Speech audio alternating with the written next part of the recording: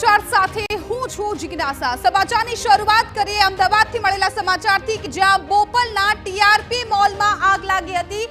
આગ તો બુઝાઈ ગઈ પરંતુ આગ દ્વારા અનેક ખુલાસા થયા છે। મોલમાં ચાલતા પીજી પર ટી9ના અહેવાલ બાદ તંત્ર જાગ્યું છે। સ્ટેન્ડિંગ કમિટીના ચેરમેને તપાસની ખાતરી આપી છે। જો મોલની અંદર પીજી હશે તો કરવામાં આવશે કાર્યવાહી તેવું ચેરમેનનું કહેવું છે। અમે તપાસના આદેશ આપી રહ્યા છીએ। મોલ વિરુદ્ધ કાર્યવાહી કરાશે। જે આગ લાગી હતી તેની બાજુમાં જ ચાલતું હતું પીજી। આગ બાદ પીજીમાંથી 100થી વધુ જે યુવતીઓ છે તેમને રવાના કરી દેવામાં આવી હતી। ગત મોડી રાતનો આ બનાવ છે કે જ્યાં બોપલ વિસ્તારમાં ટીઆરપી મોલમાં ભયાનક આગ લાગી હતી જેમાં 5મો અને 6ઠ્ઠો માળ બળીને ખાખ થઈ ગયો છે। જ્યારે મારા સંવાદદાતા ત્યાં રિપોર્ટિંગ માટે જાય છે ત્યારે ખ્યાલ આવે છે કે જે જગ્યાએ આગ લાગી હતી તેની બાજુમાં જ પીજી ચલાવવામાં આવે છે, એટલે કે મોલની અંદર જ પીજી ચાલતું હતું જેમાં 100થી વધુ યુવતીઓને રવાના કરવાની પણ જાણકારી મળી છે।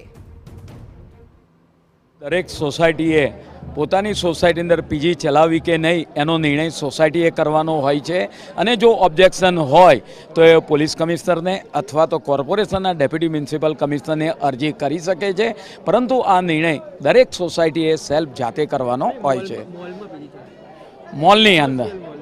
મોલની અંદર કોમર્શિયલ પીજી ચલાવી શકાય નહીં।